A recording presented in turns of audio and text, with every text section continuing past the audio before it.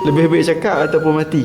Better cakap lah. Sebab mati ni dah tak ada apa lah lepas ada. Dah kena pilih lah, satu atau dua lah. Lebih baik cakap atau better mati ya? Kalau ikut kondisi aku tadi, dia lebih mati. Dia cakap Ni bahaya tu. Baru sampai mati. Hmm.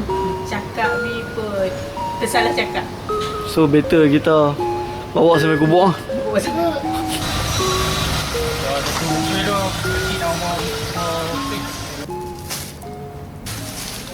Dia sebenarnya aku terjumpa benda tu dalam TikTok. Aku pun tak sure soalan tu macam mana. Tapi bila kita tanya member-member, jiran-jiran, yang aku perasan, dia tunjuk dekat hang stand hang pasal macam mana nak navigate hidup kot.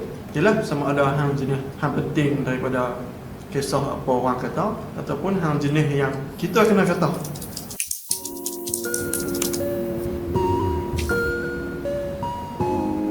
Kita tengok tadi, aku rasa aku percaya jenis tu. Yang memang ada orang yang dia jumpa orang, muka dia lain. Dia jumpa family, muka dia lain. Dia dengan diri dia lain.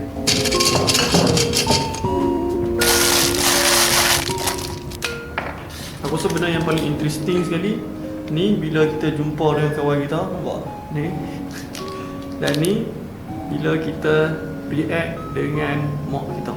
Kita bercakap dengan mak kita mudah untuk nak marah. So rupanya benda yang aku baru tahu, isu dia tu adalah sebab nervous system dia waktu dia budak dulu. Dia jadi dekat mak kita juga. Mak kita pun dia sebenarnya nervous system dia tu pun wired dah. Sebab dulu selalu kita ni buah, selalu memang nak kena cakap kuat-kuat baru dengar cakap.